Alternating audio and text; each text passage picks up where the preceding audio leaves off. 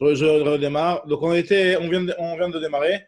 Donc, on avait parlé hier toujours des règles de Bichoul et en l'occurrence, le fait de mettre de l'eau froide dans, dans une marmite qui contient de l'eau bouillante qui était sur le feu. On avait dit qu'à partir du moment où la marmite a été sur le feu, même si on l'enlevait du feu, et on n'avait pas le droit de mettre à l'intérieur de l'eau froide parce que ça reviendrait à cuire dans cette marmite. D'accord? C'est ce qu'on appelle klirishon. Un klirishon, on ne peut pas mettre à l'intérieur de l'eau froide. On ne peut pas mettre à l'intérieur de l'eau froide parce que justement, un klirishon, ça c'est mes vachelles. D'accord? Il y a Johan qui est arrivé.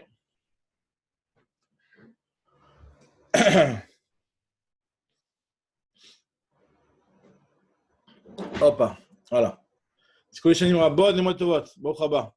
Donc, en tout cas, voilà, on est en train de dire ici qu'on avait vu hier qu'il y avait une interdiction donc, de mettre de l'eau froide dans une casserole qui contenait de l'eau chaude, qui était sur le feu, même si on l'avait déplacé du feu. Ça, c'est ce qu'on avait parlé hier. Maintenant, moi, ici, on va rapporter une braïta qui rapporte un petit peu la même idée. On avait commencé déjà à parler hier à voir la différence entre si on mettait une grande quantité d'eau ou une petite quantité d'eau. Et on avait dit que si on mettait une petite quantité d'eau, ben, finalement, l'eau, elle allait être chauffée par l'eau de la marmite, puisque une petite quantité d'eau froide dans une grande quantité d'eau chaude, naturellement, l'eau froide, elle est cuite par l'eau chaude. Et par contre, si c'était une grande quantité d'eau froide et qu'au final, tu obtenais de l'eau tiède, alors là, il n'y avait pas de problème. Ça, c'est ce qu'on avait dit hier. Maintenant, on va un petit peu voir la même idée dans une braïta, avec différents avis de Tanaïm. Et donc, on va voir l'avis de Beth Shammai et de Beth Hillel, tout le monde sur ce sujet-là un petit peu. Nous dit la braïta, Tanou Abanan. Donc, on était aux 2 points de la même bête à Moudalef, à peu près une dizaine de lignes après le début de la page. Tanou Abanan. Noten Adam Chamin letoch atzonen velo atzonen letoch achamin divrei Beth Shammai. Donc, là, nous dit Beth Shammai qu'on a le droit de mettre chamin, donc de l'eau bouillante, letoch atzonen dans de l'eau froide. Donc là, jusqu'à maintenant, on avait parlé d'un cas où tu avais une marmite qui contenait de l'eau chaude et tu vas mettre de l'eau froide dans l'eau chaude. Et donc là, l'eau froide, elle va être cuite par l'eau chaude qui est dans la marmite. Maintenant, là, il te dit, Beth Shammai, que tu as le droit de mettre de l'eau chaude dans l'eau froide. De l'eau chaude dans l'eau froide. Alors pourquoi? Pas l'inverse, c'est-à-dire tu n'as pas le droit de mettre de l'eau froide dans de l'eau chaude, mais tu as le droit de mettre de l'eau chaude dans de l'eau froide. Ça, c'est l'avis de Beth Shammai. Pourquoi? Parce qu'il y a une notion qui est bien connue. En réalité, bon, les Rishonim, ils essaient de faire une différence avec cette notion-là, mais en réalité, ça revient à ça d'après Rashi. C'est la notion de ce qu'on appelle ilaha gavar au tata'a gavar. Ilaha gavar au tata'a gavar, ça veut dire que quand tu as deux éléments et que il y en a un qui est froid et un qui est chaud, c'est lequel qui va prendre le dessus? Est-ce que celui que tu vas verser ou celui qui est le récepteur? Est-ce que c'est celui que tu verses ou le récepteur? Alors, il y a une marloquette dans Masechet Psachim sur ça, d'entre les Amoraïm. Il y en a un qui dit que Ilaha Gavar, ce qui vient par-dessus, qui l'emporte. Ça veut dire quoi? Ilaha, ce qui est au-dessus, Gavar, qui l'emporte. Ça veut dire quoi? Ça veut dire que, au final, l'eau chaude du dessus, elle va cuire l'eau froide. Tandis qu'il y en a qui pensent que Tata'a Gavar, c'est le dessous qui l'emporte. Et c'est comme ça la halacha. C'est comme ça qu'on dit en général. C'est que c'est le dessous qui l'emporte. C'est-à-dire que si tu as de l'eau chaude, eh ben, elle va cuire l'eau froide que tu vas mettre à l'intérieur. Mais si tu as de l'eau froide en dessous, eh ben, c'est elle qui va l'emporter. Finalement, elle ne va pas être cuite par l'eau qui vient de l'extérieur et qu'on verse à l'intérieur. Donc c'est pour ça qu'ici, Beth Shammai nous dit que si tu prends de l'eau bouillante et que tu la verses dans une marmite d'eau froide, alors là, dans ce cas-là, il n'y a pas de problème. Puisque vu que c'est ce qu'il y a en dessous qui va l'emporter, c'est pour ça que c'est autorisé. C'est ce que nous dit Beth Shammai.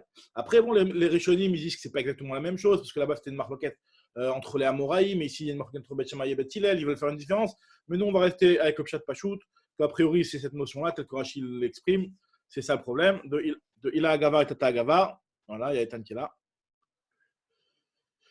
Hop. Donc voilà. Donc, c'est ça l'explication de Beth Shammai. Alors voilà, donc là on vient de démarrer, on en est aux 2 points, hein, et je reprends la braïta, je relis dans les mots. Donc j'ai expliqué la première partie. Tanou Rabanan, Noten Adam Chamin letoch hatzonen. Un homme, il aura le droit de mettre de l'eau chaude dans de l'eau froide, d'après Beth Shammai. Tu peux mettre de l'eau chaude dans de l'eau froide. Parce que pour lui, c'est ce qu'il y a en dessous qui l'emporte. Vu qu'en dessous, c'est de l'eau froide, tu peux mettre de l'eau chaude par-dessus. Par contre, tu ne peux pas faire l'inverse, mettre de l'eau chaude, de l'eau froide par-dessus de l'eau chaude. Ça, c'est la vie de Beth Shammai. Tanu Rabbanan, noten adam chamin letor tzonen velo tzonen letor tafshil, letor chamin. Divrei Beth Shammai. Beth Hillel omrim, ben chamin letor tzonen ou ben tzonen letor chamin, mutar. Lui, il te dit que tu peux tout faire. Tu peux soit mettre de l'eau chaude dans de l'eau froide, ou soit mettre de l'eau froide dans de l'eau chaude. D'après lui, il n'y a aucun problème. Et la Gemara, elle va expliquer comment c'est possible. La Gemara dit non, on parle d'un Kelisheni. Anémilé, Bamed Mamorim, de quel cas parle-t-on? Békos, dans un verre. Le verre, à partir du moment où il est Kelisheni, alors là, peu importe que tu fasses dans un sens ou dans un autre, le Kelisheni, quoi qu'il arrive, il ne va pas faire de bichoul. Donc, vu que le Kelisheni ne va pas faire de bichoul, donc tu pourrais même mettre de l'eau froide dans un Kelisheni d'eau chaude, il n'y a pas de problème. Aval Beambati, ça c'est non seulement dans un kos, dans un verre. Donc Rachid dit que le verre, il a deux particularités. C'est premièrement, c'est un Kelisheni, et donc le fait que c'est Kelisheni, c'est pas Mevachel. Il donne une deuxième particularité sur laquelle un petit peu les Rishonim vont un petit peu lui poser des questions, mais en tout cas Rachid, comme ça, il le dit. Je vous répète ce que Rachid dit, c'est que le fait que ce soit dans le kos en général, c'est de l'eau qui est chauffée pour être bu. Donc à partir du moment où c'est de l'eau qui est chauffée pour être bu, elle est moins chaude que l'eau qui va être chauffée pour être lavée. Parce que quand on veut chauffer de l'eau pour se laver, on la chauffe au départ vraiment très chaude pour que, vu que c'est des grandes quantités, on la chauffe beaucoup et on la laisse vraiment très bouillante pour qu'elle reste le plus longtemps possible chaude. C'est comme ça qu'ils présentent les choses. Donc en tout cas, dans le Kelisheni, à partir du moment où on n'est pas intéressé à ce que ce soit vraiment trop chauffé, tu ne vas pas avoir de l'eau bouillante qui est en ébullition. Et que surtout c'est un Nekuda. Donc moi je vais plutôt répéter ce point-là surtout parce que le premier point c'est un petit peu un point qui a envie de croire. Surtout le fait que ce soit un Kelisheni. Donc c'est pour ça qu'on a le droit de mettre de l'eau chaude dans de l'eau froide et de l'eau froide dans de l'eau chaude d'après Beth Shammai, d'après Beth Hillel. Maintenant continue la Gemara. Beth Hillel omrim donc ben chamin le torsonen ben tzonen torchamin bamed varam amurim bekos aval beambati. Par contre si c'est une ambati c'est le fameux bassin qui était dans le bain public, qui lui était chauffé directement en bas avec un feu qui chauffait directement ce bassin-là. C'est un petit peu l'équivalent des bassins des mikvaot dans lequel il y aurait des résistances qui vont chauffer l'eau. Donc là, pareil, il y avait des bassins avec en dessous un foyer qui chauffait le bassin. Donc dans ce ambati, il te dit que tu peux mettre de l'eau chaude dans de l'eau froide. Ça, il est d'accord parce qu'en réalité, tout le temps, il pensera, comme ce qu'on avait dit tout à l'heure dans Beth Shammai, que c'est le dessous qui l'emporte. Tata Agavar, c'est le dessous qui l'emporte. Et vu que le dessous, il est froid et que tu vas verser de l'eau chaude par-dessus, ben alors finalement, le froid, il ne va pas être cuit par le chaud. C'est au contraire lui qui va refroidir l'eau chaude. D'accord? Ce qu'on appelle Tata Agava. Et donc, c'est pour ça que Chamin et Tortsonen, Vélo, Tsonen et Tortafshil, tu peux mettre du Chamin dans le Tortsonen, mais pas du Tsonen et Tortafshil, tu ne peux pas mettre du froid dans de l'eau chaude. Et Rabbi Shimon ben Menassia Osser, et lui, Rabbi Shimon ben Menassia, lui interdit tous les cas dans le Ambati. Alors, on va voir une question sur Rabbi Shimon ben Menassia, sur quel cas il se rapporte. A priori, là, pour l'instant, on le comprendrait sur la fin, puisqu'il parle sur le deuxième cas. Et il dirait que dans tous les cas, c'est interdit, même si tu mets de l'eau chaude dans de l'eau froide. Comme ça, a priori, on comprendrait. Alors, et Amar Rav Nachman, à la Rabbi Shimon ben Menassia. Et Rav Nachman nous dit que la halakha est comme Rabbi Shimon ben Menassia. Alors, très bien.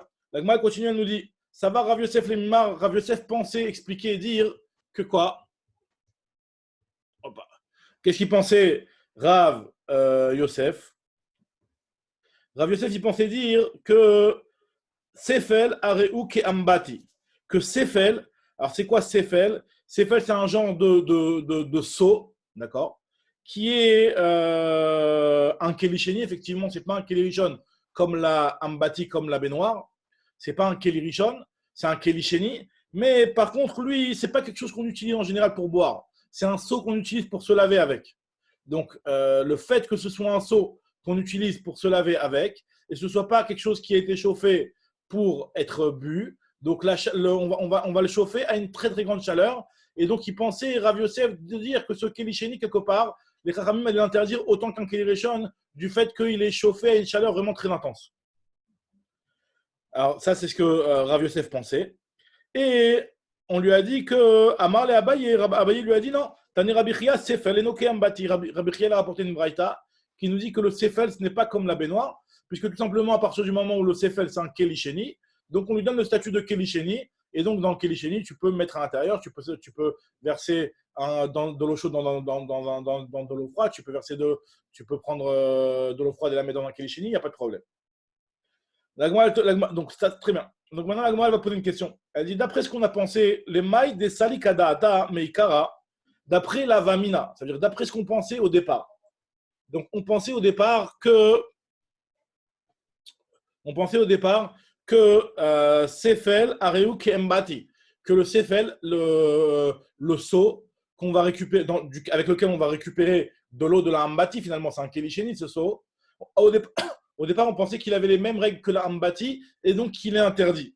Se pose l'agma se pose la question. Et sur ça, tu me dis en plus que là, la est comme Rachimon Ben Menassia, ça veut dire que ni tu peux mettre de l'eau chaude dans de l'eau froide, ni de l'eau froide dans de l'eau chaude. Donc l'agma se pose la question. D'après toi qui pensais au départ que le Sefel est comme la Ambati, et tu pensais en plus, Vamar Avnerman, que la est comme Rabbi Shimon Ben Menassia, que tu ne peux ni mettre de l'eau chaude dans l'eau froide, ni de l'eau froide dans l'eau chaude. Et la Beshabat Rechitza Bechamin Leika. Donc ça n'existerait pas un cas de figure où tu peux utiliser de l'eau chaude pour te laver pendant Shabbat. Alors même si c'est vrai que nous on avait dit qu'on ne peut pas se laver avec de l'eau chaude pendant Shabbat, mais on avait vu plus haut, Daf Mem, on avait vu que Daf Lamed Tête, excusez-moi, on avait vu que tu peux cependant au moins utiliser de l'eau chaude pour te laver Panav, Yadav, Veraglav, pour te laver les parties. Donc à partir du moment où tu peux l'utiliser pour Panaviada Veraglav, ça veut dire qu'il y a une possibilité de prendre de l'eau chaude qui est bouillante à la base. Parce qu'en réalité, tu me dis que quand on va prendre de l'eau et on va la chauffer pour se laver, on la fait en ébullition. Et après, comment tu vas l'utiliser? Comment tu l'utilises? Tu la mélanges avec de l'eau froide. Tu la mitiges avec de l'eau froide. Donc, comment tu peux mitiger de l'eau avec de l'eau froide? Alors, à partir du moment où toi, tu me dis que l'eau Sefel, toute eau qui va être puisée d'un Kelly qui a été chauffé pour les Rechitza, il est considéré comme l'ambati. Tu pensais comme ça au départ. Et tu me disais que la halakha comme Rabbi Shimon Ben Menassia, tu peux faire dans aucun sens. Alors comment ça se fait que tu me dis que c'est une possibilité de se laver les pieds, les mains et le visage avec de l'eau bouillante? C'est impossible d'utiliser de l'eau bouillante pendant Shabbat. C'est ce que demande l'Agmara. L'Agmara dit, mais en fait, finalement, tu as mal compris. Rabbi Shimon Ben Menassia, lui, il n'a pas été en discussion sur la Sefa, comme on a compris jusqu'à maintenant, mais il a été en discussion sur la Recha. C'est ce que l'Agmara va nous dire. L'Agmara va nous dire qu'en fait,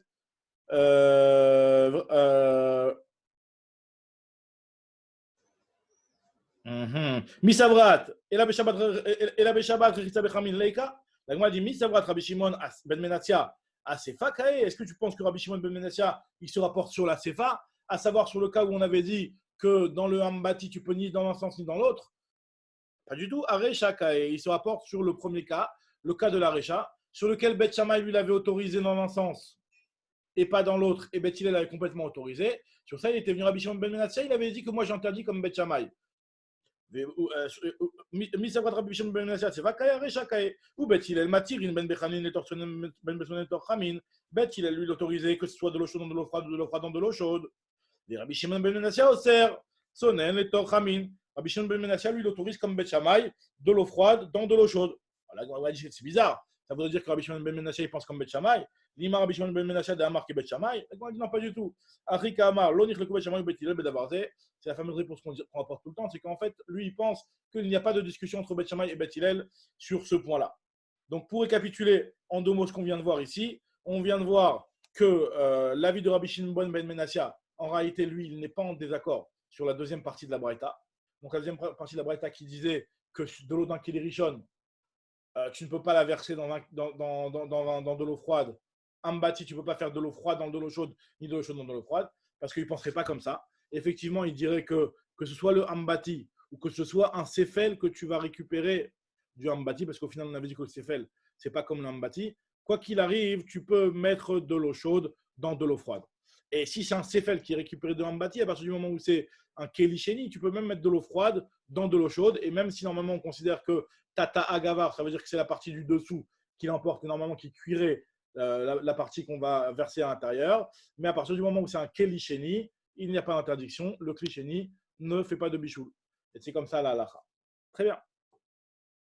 Alors là, j'ai dit en gros le pshat de Rashi. Il y a des questions sur le pshat de Rashi. Parce que finalement, même une des grosses questions qui est posée sur le pshat de Rashi, que Tosfot et que les Rishonim y posent, c'est qu'au final, lorsque tu vas, même si on dit que Tata Agava et que c'est le dessous qui l'emporte, même celui qui dit que c'est le dessous qui l'emporte, finalement, quand tu vas prendre de l'eau chaude et que tu vas la verser dans de l'eau froide, eh ben, il y a quand même une clipa, c'est-à-dire une mini surface qui est chauffée par, comment on appelle ça, par l'eau que tu as versée. Et donc, il y a un problème de bichou, ne serait-ce que par rapport à ce point de contact entre l'eau chaude que tu as versée et l'eau froide qui va recevoir. Donc, c'est pour ça que beaucoup de Rishonim ne sont pas d'accord avec Rashi. Il y a beaucoup de Rishonim qui disent que le principe de Ila Agavar et Tata Gavar ne s'applique pas dans deux liquides.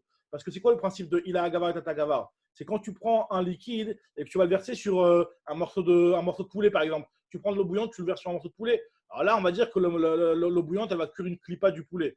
Mais quand tu vas prendre deux liquides et que l'un va s'enfoncer, va se mélanger avec l'autre, il n'y a pas cette notion de clipa. Il n'y a pas cette notion de clipa. Donc, c'est pour ça que mettre entre deux liquides ne s'applique pas tous les principes de il a gavar, tata gavar. Donc, ça, c'est un petit peu les Rishonim, pourquoi ils sont en désaccord avec Rashi. Eux, ils donnent d'autres pshatim.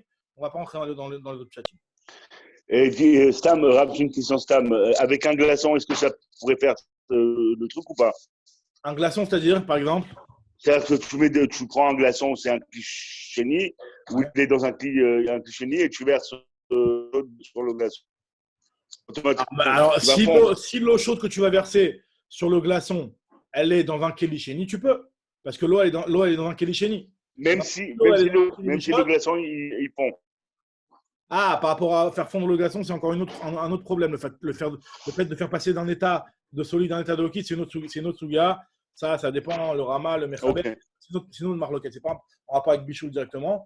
Mais en tout cas, par rapport au problème de Bichoul, si tu prends un truc d'un Keli Rishon, ben là, il y aura le problème de Hirouille d'un Keli Rishon. Tu ne peux pas faire le Hirouille d'un Keli Rishon. Comme on avait expliqué qu'il y avait une marloquette dans les Rishonim, 3 avis dans les Rishonim. Il y a un avis qui pense que c'est Hirouille Keli Rishon qui est Keli Rishon. C'est vrai qu'il y en a un avis qui pense que Hirouille Keli Rishon comme Klisheni, mais il y en a un qui pense que Hirouille Keli Rishon, et il y en a un qui pense que c'est Mevachel qui déclipa la surface. Donc, quoi qu'il arrive de faire un Hirouille d'un Keli Rishon, c'est interdit. Par contre, dans Kelishini, tu as le droit. Ok, en tout cas, voilà. Maintenant, après, pour faire passer d'un état à un autre, d'après le Mechaber, c'est plus calme que d'après le Rama. D'accord? Mais bon, c'est encore c'est chose qui. Ouais. Voilà. Ok, très bien. En tout cas, maintenant, nous dit l'Agmara. L'Agmara continue et elle nous dit la chose suivante. Amar Ravuna Bere de Rav Yoshua. Il nous a dit Ravuna, le fils de Rav Yoshua, Chazina le Rava de lo kapid amana. Je me suis rendu compte et j'ai vu que Rava, nous dit Ravuna Bere de Rav Yoshua, n'était pas makpid sur le keli. C'est-à-dire quoi? Il n'était pas makpid sur mana, ça veut dire un keli. Ça veut dire quoi? Il n'était pas makpid sur le keli. Ça veut dire quoi? Il n'était pas makpid sur le keli.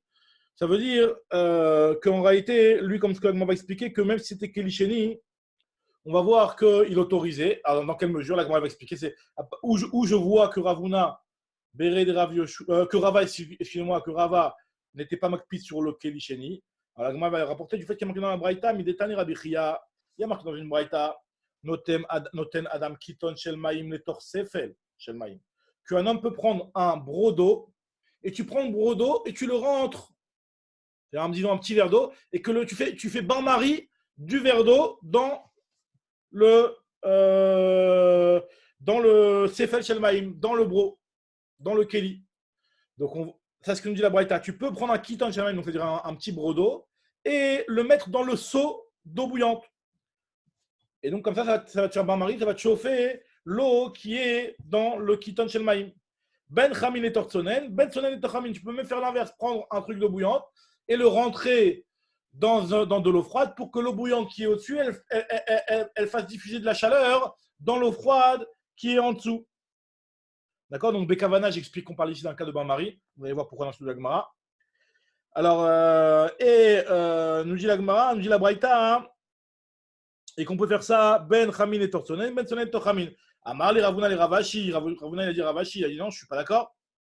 Et donc voilà, donc, en l'occurrence, ce qu'on voulait dire par là, tu vois bien une preuve ici où on est en train de nous dire que même si c'est un Sefel, et que le Sefel c'est un Kelisheni, on autorise, justement, du fait que c'est un Kelisheni, on autorise de mettre de l'eau froide dans un Sefel ou de prendre de l'eau du Sefel, ou de prendre de l'eau chaude et de la mettre dans le Sefel. Donc, il n'y a pas de problème avec ce Keli-là. Moi, elle te dit, Amar les Ravuna les Ravashi, Dilma Shane Atam, des Mifsak Keli. Le dit là-bas, c'est différent. parce que c'est du bain-marie, donc il y a un keli qui sépare entre le seau qui contenait l'eau bouillante et l'eau froide que tu vas mettre. Ce n'est pas la même chose que quand tu vas prendre de l'eau froide et que tu vas la verser dans l'eau bouillante. Donc c'est pour ça que dans ce cas-là, ici, on autorise. Mais qui nous dit qu'il autoriserait aussi à ce point-là de prendre de l'eau froide et de la verser dans l'eau bouillante? Alors, nous dit la Gemara, non, on va corriger. Et c'est que là-bas, on ne nous parle pas de mettre dans un bain-marie, de mettre le keli carrément dans le seau d'eau bouillante, mais on parle de verser. Et donc, tu vois bien qu'il y a marqué que c'est autorisé de verser de l'eau froide dans l'eau bouillante. Mais arrêt, Adam qui donne chez le maïm, le torsefa chez le maïm, ben chamin et torsonen, ben sonen et torchamin. Donc, effectivement, on voit qu'au final, dans un keli shini, on autorise même de l'eau qui a été chauffée, les rechitsa. Donc, au final, ce qu'on retient de là, hein, c'est que le keli shini, quoi qu'il arrive, c'est toujours autorisé. Et il n'est pas mévachel. Et il n'y a pas une xéra, il n'y a pas un issour en plus que les rachamim auraient rajouté sur quelque chose qui est d'un cliché, mais qui provient d'une eau qui est destinée à la rechitsa. Et même si c'est vrai qu'on avait vu qu'il y avait des Amoraïm et des Tanaïm qui voulaient faire cette distinction-là et de dire que de l'eau qui est chauffée pour la rechitsa, à partir du moment où, de manière générale, on chauffe l'eau pour la rechitsa très très bouillante, donc ça pourrait être problématique même dans un kélichéni, mais nous on ne fait pas cette distinction-là. Maintenant, dans la halakha, c'est rapporté une khumra par rapport à kélichéni. C'est ce qu'on appelle yad nichvet. Yad nichvet. Alors, c'est le Chayadam, il rapporte ça par rapport à Ilchot sur Veter. Il y en a qui le rapportent aussi à la Khalema, c'est par rapport à Ilchot Shabbat. C'est que si l'eau dans un Kelishini, elle est tellement chaude qu'elle est vraiment, elle n'est pas seulement Yad Soledet, mais elle est ce qu'on appelle Yad Nichvet, c'est encore plus, c'est-à-dire que c'est pratiquement en ébullition. Alors là, il y en a qui disent que le Kelishini aussi, c'est problématique et que ça peut être Mevachel. Voilà, c'est une Khumra. Pas tout le monde la tient, cette Khumra. Donc voilà, c'est à savoir. Très bien. Rabbeinu, il y a une limite dans Tatagava aussi? Est-ce qu'il y a une limite, dans Tatagava? Ouais. Ouais, est-ce qu'il y a une limite? C'est-à-dire, si j'ai un tout petit peu en dessous. Vadaï, Atatsodek, Meahouz, Vadaï, c'est la base de la Sugia, d'après Rashi en tout cas, c'est qu'on parle moitié-moitié. Maintenant, si il y a une grande quantité Maïm, Merubim, Betor Moatim, Moatim, Betor Merubim, alors les Rishonim, ils expliquent comme ça. Ils expliquent qu'il y a une différence entre Maïm, Merubim, Maïm, Moatim. Mais là, pour l'instant, nous, ce qu'on a expliqué, a priori, on parle de quantité égale. Quantité Vadaï, Atatsodek, que si jamais c'est une quantité Maïm, Merubim, de l'eau froide, en grande quantité, que tu vas mettre dans de l'eau chaude en petite quantité, alors là, Vadaï, qu'on ne va pas dire Tata Agava et que ça va cuire le dessus. Là, c'est ce qu'on avait dit dans la Mishnah d'avant. On avait dit que ça s'appelle les Afshir. Ça s'appelle que là, tu vas au contraire faire tiédir l'eau que tu vas verser et pas, enfin, l'eau que tu vas verser va faire tiédir l'eau qui est à l'intérieur et ça va pas faire de bijoux. Très bien. Nouvelle Mishnah. Et là, on est dans la dernière Mishnah de Ilchot Bishul. Donc, comme je vous avais dit la dernière fois, que le Perek Kira, il se décompose en deux grosses parties. Première partie sur tout ce qui concerne un petit peu l'Ilchot de Bishul. Et deuxième partie qui est tout ce qui concerne l'Ilchot de Moukse. Là, on attaque la dernière Mishnah de Ilchot Bishul avant de commencer l'Ilchot Moukse. Alors, dernière Mishnah sur l'Ilchot Bishul, nous dit la Mishnah Aïlfas ve Agderash et Viran Merutachin. Donc, Aïlfas, c'est le plateau qui était mis sur le feu, donc un Kérishon. Ve'agdera, c'est un genre de poêle, quoi, mais bon, c'est un Aïlfas, un plateau. Ve'agdera est une marmite chez Eviran Merutachin et que tu as enlevé du feu. Ils sont déjà plus sur le feu, mais ils sont bouillants, ils sont Merutach. Ils sont bouillants. Lo yiten le tochan tavlin. Tu ne pourras pas mettre à l'intérieur de tavlin, donc c'est la halakha qu'on a toujours vu jusqu'à maintenant, que Kelirishon, même s'il n'est plus sur le feu, c'est Mevachel. Ça cuit quand même. Aval noten ou les tocha keara ou les tocha tamchouy. Mais par contre, tu peux mettre du tavlin, donc on va voir des épices, sur une keara. Donc keara, c'est l'assiette. L'assiette, c'est un kelisheni. Donc c'est-à-dire que tu prends de ta kdera, tu mets dans la keara. Et après, dans la keara, tu peux mettre ton tavlin là-bas, même si ton tavlin il est cru. Pourquoi? Parce que klisheni est nommé vachel. Ou les tocha tamchouy. Rabbi Yehuda Omer, Rabbi Yehuda, il te dit la colle ou noten. Tu peux mettre de partout. Mais attention, il ne faut pas qu'il y ait chous midavar chez bochometz vetsir. Il ne faut pas qu'il y ait de vinaigre ou de saumure.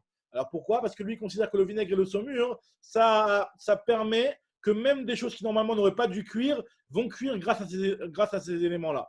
Alors l'Agma va expliquer exactement sur quoi Rabbi Yehuda il en marloquette. C'est le sujet de l'Agma.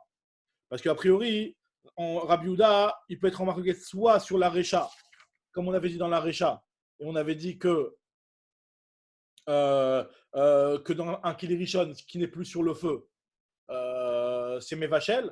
Et peut-être Rabbi Yehuda, il vient être Mekel.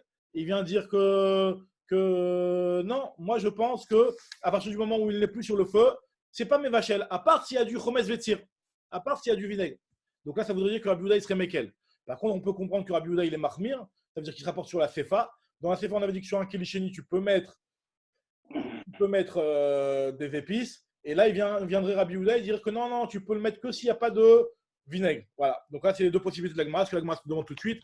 Ouais. Vas-y, Ethan. Mais là, Rab, j'ai une question. Là, on parle du bichoul. Tu vas mettre une épice qui va être mébachel, ce qui est à l'intérieur du plat, ou l'épice va être mébachel? On va être mébachel l'épice. On va être mébachel l'épice, là. Ah, c'est l'épice. Là, on parle du bichoul de l'épice. Okay. Parce que tu prends une épice. Quand on parle d'épice, par exemple, tu prends des petites herbes, du coriandre ou je ne sais pas quoi, et tu vas le mettre par-dessus. Tu vas le mettre par-dessus. Donc là, maintenant, on te dit que dans un Keli Rishon, tu ne peux pas. Donc, même s'il n'est pas sur le feu, dans la Kélishin, tu peux. Et on se pose la question, qu'est-ce que Rabbi Yehuda vient dire dans cette histoire? Alors, on se pose la question. Il va y aller où?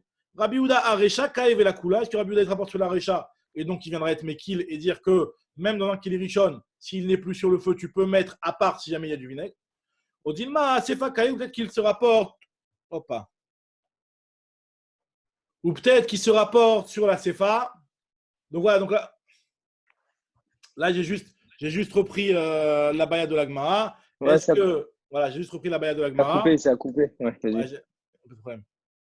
j'ai juste repris la baya de la Gemara. Est-ce que Rabbi Yehuda, il est en marloquette sur la Recha ou sur la Sefa? Je relis. Bayale ou Rabbi Yehuda a Recha, Kaev et la Kula. Est-ce que Rabbi Yehuda, il se rapporte sur la Recha et donc il est Mekel?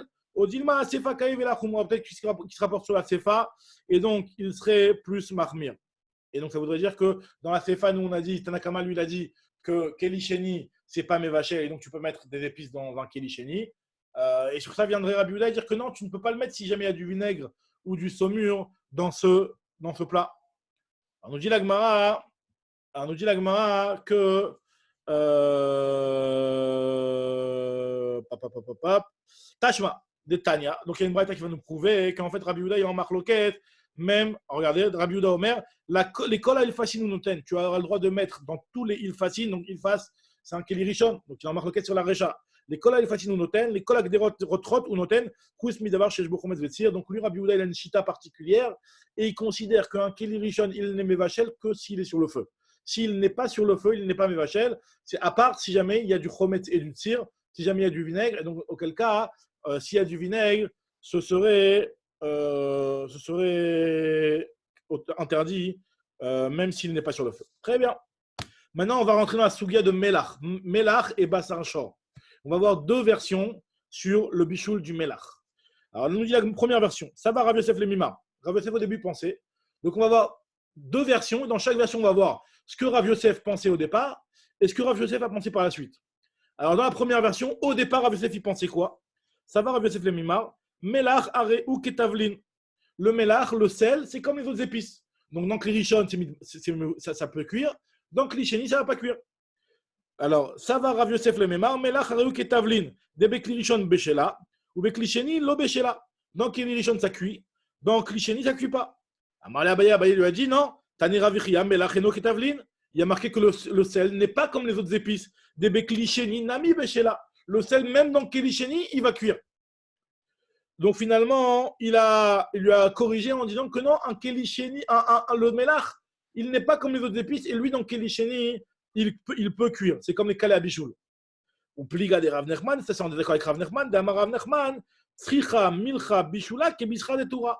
C'est en désaccord avec Rav Nachman, lui qui pense que le melach, le sel, lui, pour le cuire, il faut une chaleur très grande, autant que de la viande de bœuf. Bisra de Torah, la viande de shor. Donc, autant que la viande de shor, il faut beaucoup de cuisson pour cuire le melach.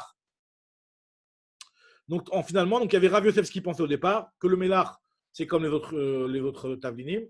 Il y a Abaye qui vient et qui lui dit non, le melach, il est plus chamour que les autres tavlinim. Et même dans Kelisheni, c'est mitbachel. Et il y a Rav Nachman qui est opposé carrément, lui qui pense que non, le melach, il faut beaucoup de cuisson. Et que, alors, qu'est-ce que ça veut dire il faut beaucoup de cuisson? Ça veut dire que même dans Keli Rishon, s'il n'est pas sur le feu, ce n'est pas Mevachel. Comme ça, a priori, il faut expliquer. Maintenant, après la Gemara rapporte une deuxième version. Veika de Amré, deuxième version. Ça va Rav Yosef Lemimar, Rav Yosef pensait dire que le Melach Areouk est Tavlin. Que le Melach, il est comme le Tavlin au départ de Bekli Rishon, Beshela, Bekli Shenilo, Beshela. Donc on va sur la même chose. Et Amar Abaye lui a dit Tane Rabbi Chia Melach Eno Ketavlim de Bekli Rishon, Namio, Beshela. Le Melach, il n'est pas comme le Tavlin, mais Bichlal, le Melach, même dans Keli Rishon, il n'est pas mitbachel, c'est moutard tant qu'il n'est pas sur le feu. Et la Gemara te dit, ça correspond exactement à ce que Rav Nachman a dit, que Tzricha Milcha Bishula qui Bishra de Torah, que le Melach, il a besoin d'une grande cuisson autant que la viande de shor. Donc là, on voit que le Melach, il est plus rameau.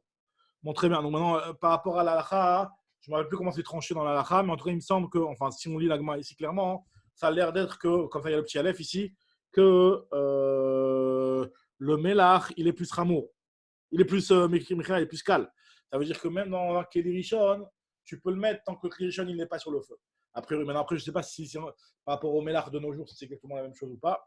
De toute façon, quoi qu'il arrive, le Melach qu'on a nous, il est déjà quelque part cuit quelque part. Parce que pour le faire, il le faut un petit peu bouillir. Donc il est déjà cuit. Donc c'est un problème de bichoul à bichoul. Donc c'est plus calme. Il n'y a pas de problème de bichoul à bichoul. Ok. En tout cas, maintenant, on a terminé, Baruch Hashem, les halachot de Bichoul.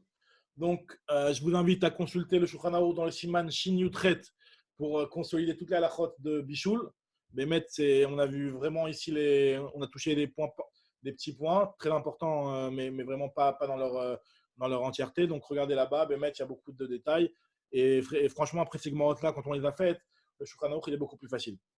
Très bien. En tout cas, maintenant, on va commencer les Ilchot Muktzeh. Alors là, la Mishnah nous dit la chose suivante. En notnim kli tachat aner lekabel bo et hashemen. On n'a pas le droit de mettre un keli en dessous un air. Donc là, on sait très bien qu'il y a différents types de mouksé. Voilà, en gros, on va introduire comme ça. Il y a différents types de mouksé. Il y a ce qu'on appelle le mouksé qui est, par exemple, tous les kelim qui sont destinés à une melacha qui est interdite, d'accord? Donc ça, on ne va pas en parler. C'est pas ça le sujet dans ce perek, cette souya pour l'instant. Ça, c'est ce qu'on appelle Xerat Kelim. Il y a un perek Kola Kelim qui parle entièrement de ça. On connaît dans la halakha que c'est mutar les tzorer goufo, les tzorer mekomo, que tu peux l'autoriser d'une certaine manière. On ne parle pas de ça ici. Là, on va parler de choses qui ne sont pas des kelim. Alors là, c'est la deuxième catégorie de mouksé. Les mouksé de choses qui ne sont pas des kelim.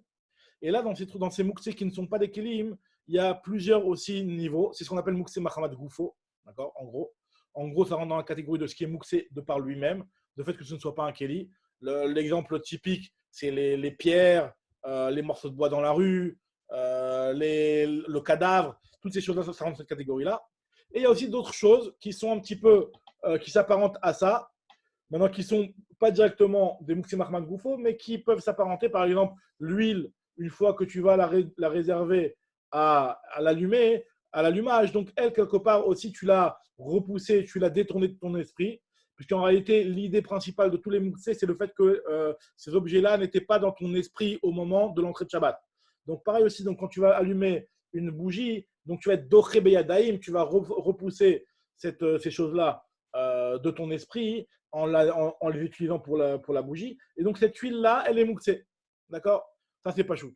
Après, on va avoir d'autres catégories de mouksé. Il y a beaucoup de catégories de mouksé. On va parler de ça plus tard dans le Pérec. Mouksé Mahamat Mius, Mouksé Mahamat Sankis, on a commencé à parler un petit peu. On va parler de tous ces trucs-là. En tout cas, là, pour l'instant, ce qu'on va voir, c'est que l'huile, elle est mouksé. Pourquoi? Parce qu'à partir du moment où tu as allumé ta bougie, donc finalement, l'huile, elle est dachouille beyadaïm, tu l'as détournée, tu n'en veux pas.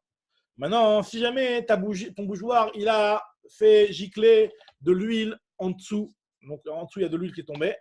Et donc, il y a de l'huile, tu veux la récupérer. Donc, finalement, cette huile-là, elle est mouktée. Comment on fait? On nous dit la Mishnah que tu ne peux pas mettre pendant Shabbat, venir pendant Shabbat et mettre un keli en dessous. Pourquoi? Parce que finalement, quand tu vas prendre ton keli, alors l'agma va donner plusieurs explications. Il y a deux problèmes dans le fait de mettre un keli en dessous un air pour recevoir l'huile mouktée qui va tomber. Premier problème, c'est un problème que l'agma va commencer avec ce problème-là, mais dans la halakha, ce n'est pas retenu, je vous le dis tout de suite. C'est ce qu'on appelle le principe de Rav Yisraël qui te dit que en keli nital et là les tzorer davar anital. Pour déplacer un keli, il faut que tu le déplaces pour quelque chose qui lui-même n'est pas mouksé. Tu ne peux pas déplacer un keli pour quelque chose qui est mouksé.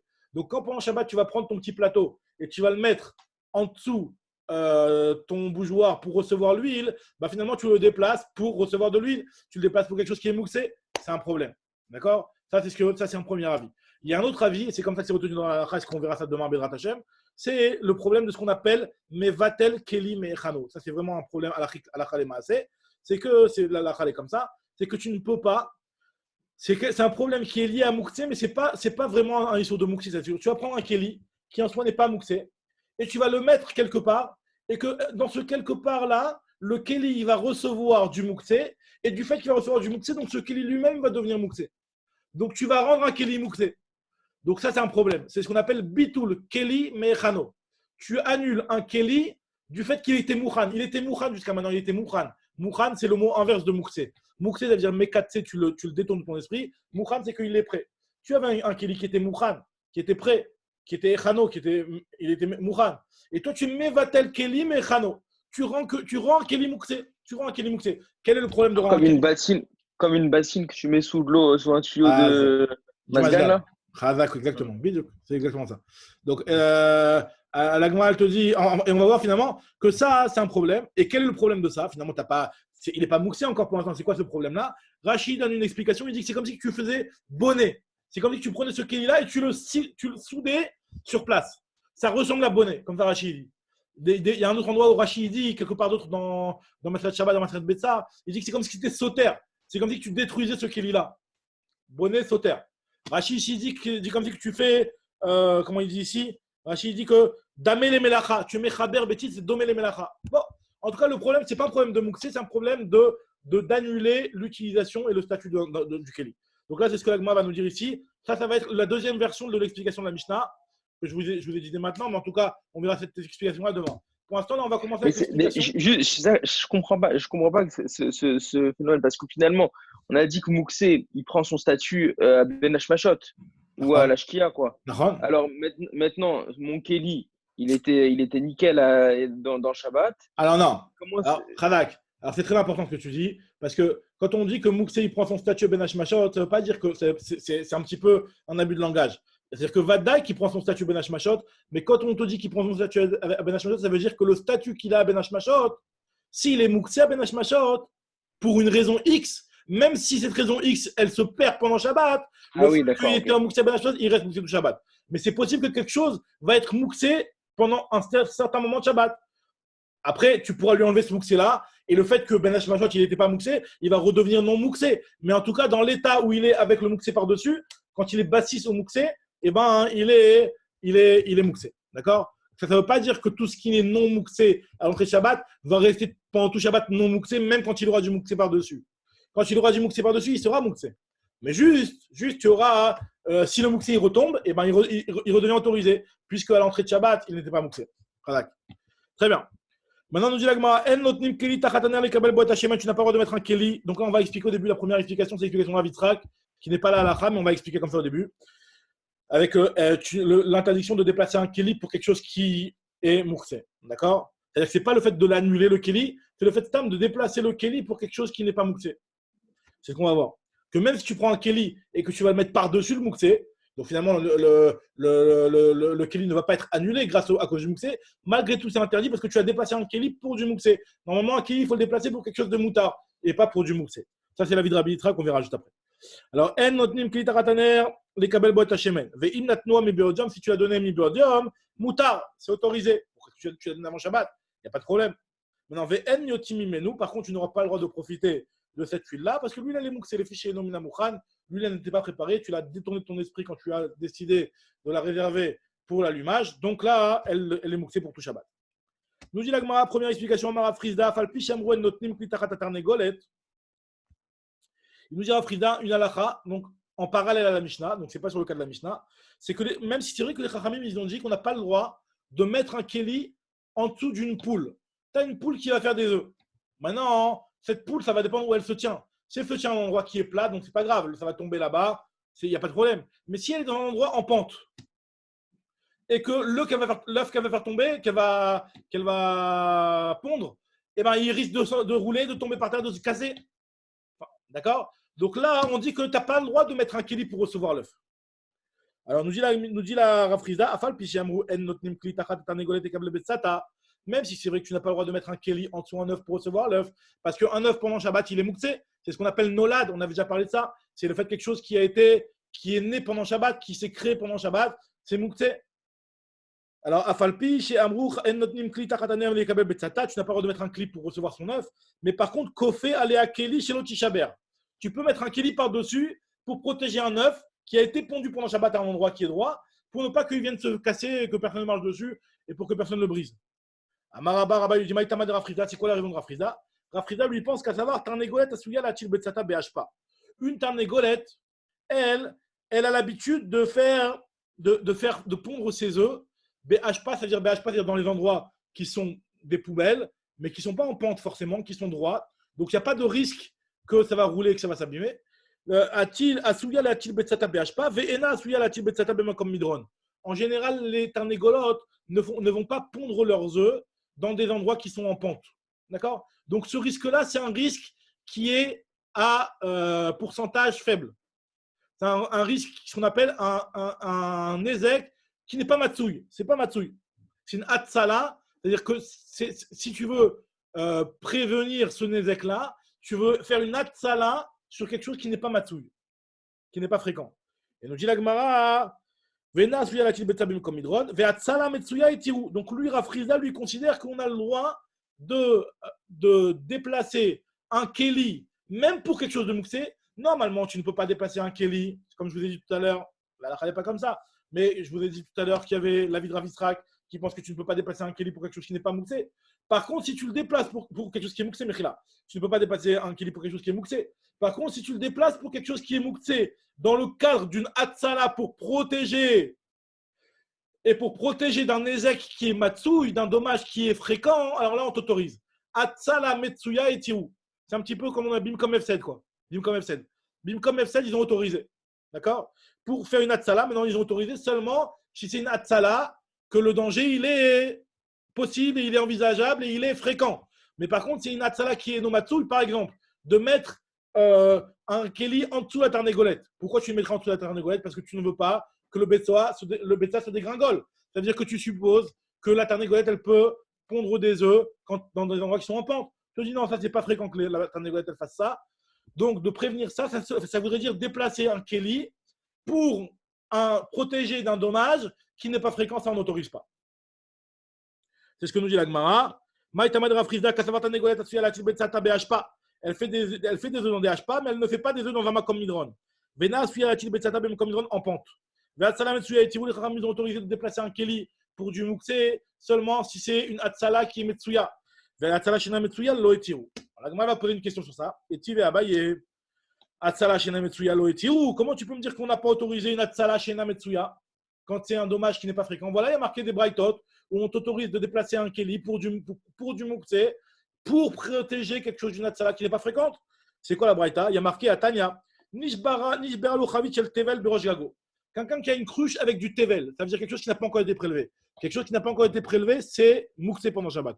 Pourquoi? Parce qu'à partir du moment où personne ne peut le manger, personne ne peut le boire, donc c'est mouxé pendant Shabbat. Donc tu as une chavite de tevel qui s'est cassée. Donc il y a un problème de F7, tu vas perdre le contenu. On te dit que tu as le droit de Mevi Keli ou manière Tartea. Tu as le droit de prendre un Keli et de le mettre en dessous. Pour ne pas que le Keli qui s'est brisé ne perde son contenu. Or, qu'un Keli pitom il se brise, c'est quelque chose qui n'est pas matsouille. Et malgré tout, on voit qu'on t'autorise de sauver, même dans le cadre d'un ézek qui en réalité à la base n'était pas matsouille. Et que même si en réalité à la base d'entrée de Shabbat, c'était un ézek qui n'était pas très envisageable et qui n'était pas fréquent qu'un ézek comme ça arrive, malgré tout, on autorise. Donc tu vois bien qu'on autorise de déplacer un Keli pour protéger du mouxé, même sur une hatsala qui n'est pas dans un ézek qui n'est pas matsouille. Là, moi, je dis non, pas du tout. Là-bas, on parle d'un Keli qui était pourri. Un Keli qui était, tout le monde voyait, tout le monde comprenait qu'il allait s'abîmer, ce qu'on appelle Begoulfi Khatte, un Keli de Chaviot qui sont Khadashot et qui sont pas encore bien imprégnées du vin. Et elles sont encore fragiles un petit peu, ces Chaviot. Des shrichés, des packs, c'est très fréquent qu'elles se brisent et qu'elles explosent. Quand elles sont trop neuves, les cruches, et qu'elles sont bien les planches les unes contre les autres, etc. Et elles sont neuves, elles ne sont pas encore imprégnées, elles n'ont pas encore absorbé, elles ne sont pas encore imbibées du vin, hein, elles sont encore fragiles. Et donc, ça peut se briser. Donc, c'est pour ça que c'est considéré comme une hatsala metsuya. Donc, c'est pas une preuve. La Gemara pose une autre question. Et Tive, notre Mishnah. Dans notre Mishnah, il est marqué que tu as le droit de mettre des kelis Non, c'est pas dans notre Mishnah ici, c'est dans notre Mishnah plus loin. Donc, on va voir plus loin que tu as le droit de mettre, pour être Mekabel, on va le voir juste après, tu as le droit de mettre pour être Mekabel des Nitzotzot, pour être Mekabel les étincelles. Pas pour être Mekabel le Shemen, mais tu peux le mettre pour être Mekabel les étincelles. Alors, ça, c'est du Moukse aussi, les étincelles a priori. Alors, la Gemara te dit Nitzotzot Namishriche. Non, c'est fréquent. C'est fréquent. Les Nitzotzot, c'est fréquent que ça arrive, donc c'est pour protéger d'un dommage qui est fréquent. Alors, on va terminer sur ça après, ça va être demain, on va reprendre l'autre explication. Mais en tout cas, à la fin de cette explication-là, on pose une autre tchoufta. Et tive, kofin kehara à la ner, on a le droit de recouvrir une kehara sur une bougie pour ne pas que la bougie brûle la koura qui est au-dessus. Alors qu'en réalité, c'est très rare que la bougie vienne à brûler la poutre qui est au-dessus. Alors, la Gemara te dit non, bébête gechine, dans une maison de personnes qui sont Nemouchim, la maison de Blanche-Neige et les Sept Nains, quand la toute petite maison qui est toute petite et toute basse. Donc là, effectivement, même une petite bougie, ça peut être dangereux. Donc c'est pour ça qu'on a le droit de mettre un kéli pour protéger ça. Alors la Gemara pose encore une autre question. Vechen Deshriar Bedleika. Vechen Kora, pareil, il y a marqué dans une braïta que Kora, chez Nishbara, il y a une poutre qui était à la base, une poutre qui tenait la maison. Donc elle a été destinée à supporter la maison. Elle s'est cassée. Son prime au table safral, tu peux la retenir grâce à un safral pour ne pas qu'elle tombe. Ou bien au kotamita. On a dit que pareil aussi, là-bas, on parle de poutres qui étaient fragiles du fait qu'elles étaient encore toutes neuves. Et ça arrive que c'est fréquent que ça se brise au départ quand on les a fixées et qu'elles ne sont pas encore bien, elles n'ont pas pris encore leur place. C'est fréquent que ça se casse. Notni, klita khatadla, faut-il pas y marqué dans une braïta, le cas que tu as dit toi, Johan, tout à l'heure, c'est que tu as le droit de mettre un keli en dessous. Alors, on va voir, la halakha n'est pas forcément comme ça. On va voir des distinctions par rapport à ça. En dessous, une gouttière, donc un petit peu comme le masgan, une gouttière qui prend l'eau de pluie, etc. Tu peux mettre un keli en dessous. Beshabbat. Donc, a priori, c'est la gouttière, elle est mouxée. Enfin, l'eau qui tombe l'eau de pluie, elle est mouxée. Et donc, de mettre un keli pour le récupérer, ça s'appelle déplacer un keli pour du mouxée. Et donc, c'est un évêque qui n'est pas fréquent. Moi, non, si c'est fréquent, pourquoi ce ne serait pas fréquent? Parce qu'en fait, quand je dis les kabbalah de lave, ce n'est pas en dessous de la gouttière. C'est en dessous. De lave, c'est les fuites d'eau. Moi, dit, mais les fuites d'eau, ce n'est pas fréquent, il y a des fuites d'eau. Moi, ici, dans une maison qui est nouvelle, dans laquelle, au départ, comme on connaît dans les nouvelles constructions, tout le temps, on trouve des fuites d'eau au début, etc. C'est pas facile de faire l'isolation au début. D'accord? Donc, c'est pour ça que c'est fréquent qu'il y ait des fuites. Donc, ça s'appelle déplacer un keli pour quelque chose, pour un ézek qui est fréquent. Voilà, Chavakobo les amis. Donc, voilà, là, on a fait une première explication et on verra, Bedrat Hashem, demain, la deuxième explication qui est plus retenue dans la